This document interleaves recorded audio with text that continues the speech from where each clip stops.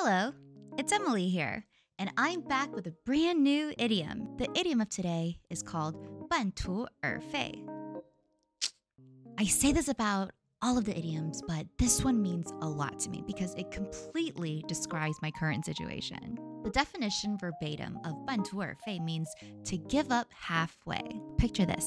You're on a thrilling journey through the wilderness, trekking through dense forests, crossing rivers, and scaling mountains.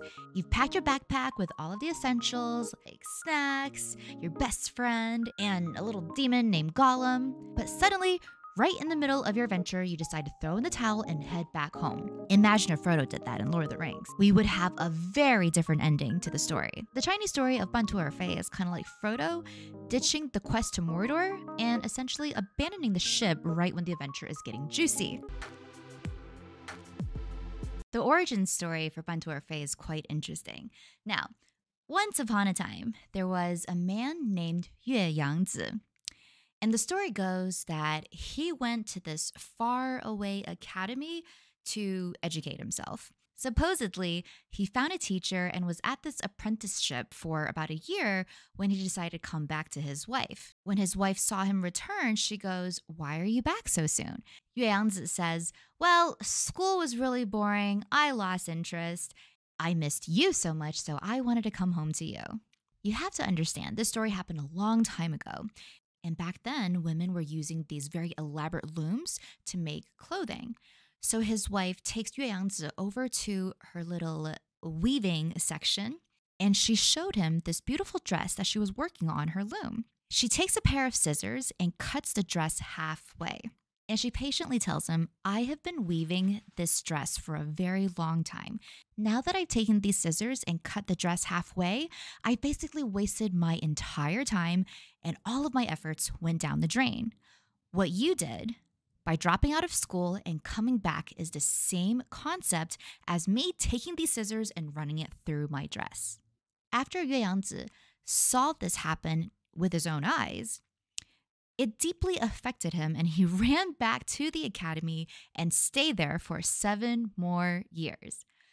That's the end of that story. Now I know what you're thinking. This guy must be a dumbass. Why does it take 7 years to finish his education? I don't know. I can't tell you that. But the point of this story is that when you start something with great enthusiasm, whether it's learning a new skill, pursuing a dream, or even just a DIY project, when you hit a roadblock or you get distracted by something shiny and new, you have to learn to power through. 半途而废 is a fantastic idiom, but like all my other idioms, this obviously differs case by case, but let's just take unhealthy and toxic activities, for instance. If you are a smoker, or if you're in a very toxic relationship and someone is abusing you, it's not a good idea to continue going down this very unhealthy lifestyle, right? So in those cases, I do think it's important to quit halfway. And what's that term? To nip the problem at the bud? I would love to hear back from you guys. Please feel free to share in the comments what was something that reminded you of this idiom, 半途而废. Was there something in your life that you decided to quit halfway? Or did you ever have a reverse of the situation where you were persisting and doing something, but then realized that you were in a toxic relationship and you decided to quit halfway, and that actually became the best decision of your life? Please let me know. I'm so curious to hear from you. Hope you guys enjoy this idiom, 半途而废. This idiom really hits close to home because I really enjoy doing these Chinese idioms. And for years, I was somewhat consistent.